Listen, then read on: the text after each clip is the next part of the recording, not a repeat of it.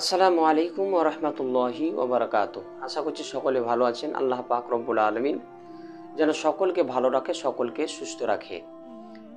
দেখুন, এই অনেকে প্রশ্ন করে থাকে কি হযরত যাকাত সম্পর্কে দুই একটা কথা বলবেন। তো যাকাত সম্পর্কে দুই একটা কথা আমি খুবই জরুরি কথা আপনার বলতে যাচ্ছি। যিনারা শুনছেন, যিনারা ওয়াজটি দেখছেন, বক্তব্যটি শুনছেন, মনোযোগ সহকারে শুনবেন। ইনশাআল্লাহ কিছু বুঝতে পারবেন, কিছু শিক্ষা হবে। ভালোভাবে শুনবেন। কি যাকাত কার উপরে আপনার ফরজ সেই বিষয়ে কথা বলতে যাচ্ছি। সর্বপ্রথম একটা হাদিস বলি, দেখুন মিশকাত শরীফের মধ্যে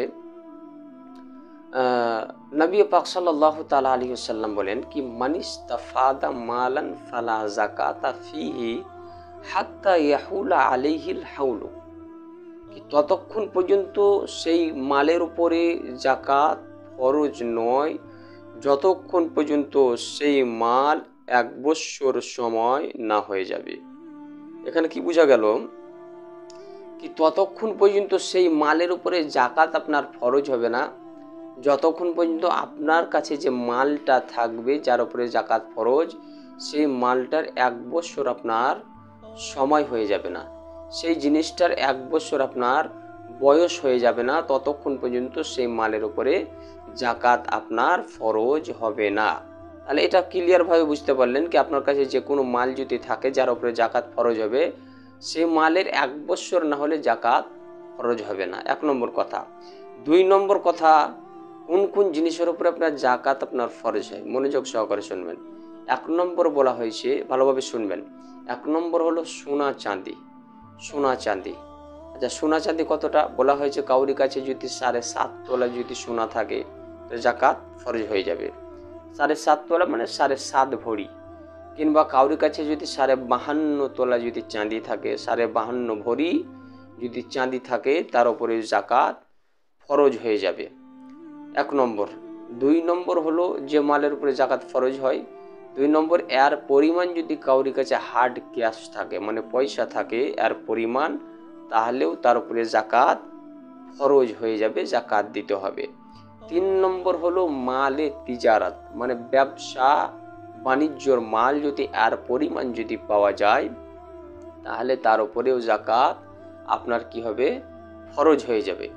কিংবা দেখা গেল কি এই সমস্ত কিছু মিলিয়ে আপনার কাছে সোনা চাঁদিও এত নাই, তারপরে আপনার কি বলছে হার্ড ক্যাশও এত টাকা নাই, সব মিলিয়েও যদি দেখা যায় আপনার কাছে কি সুবহানাল্লাহ আপনার কাছে কি 7.5 তোলা সোনার পরিমাণ পাওয়া যাচ্ছে, তো এরকম যদি হয়ে থাকে তবুও আপনার উপরে কিন্তু যাকাত ফরজ হয়ে যাবে, যাকাত আপনাকে লাগবে। বুঝতে পারলেন?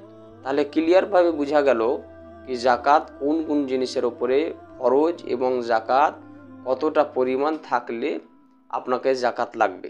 জি, আরেকটা মাসালা এখানে বুঝতে হবে।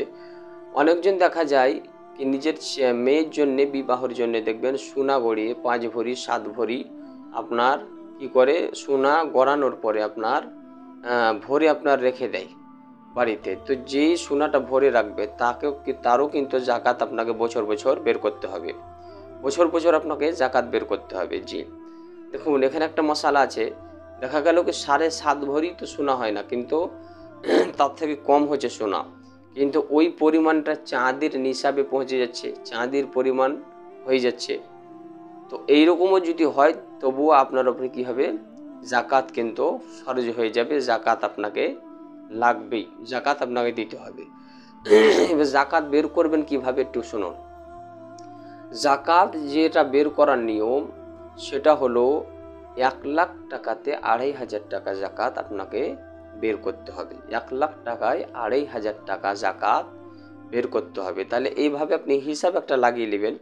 1 লাখ টাকায় যদি 2,500 হয় তো 50,000 আপনার 1250 টাকা হচ্ছে। এভাবে যত আপনার কম কম কম কম আপনার হতে থাকবে তত কম কম আপনাকে যাকাত কিন্তু বের করতে হবে। যত বেশি হবে তত বেশি আপনাকে যাকাত বের করতে হবে। এটা রমজানুল মুবারক মাস, অনেকেই যাকাত দেয়, বুঝতে পারলেন, ওই জন্য মাসআলাটা বললাম।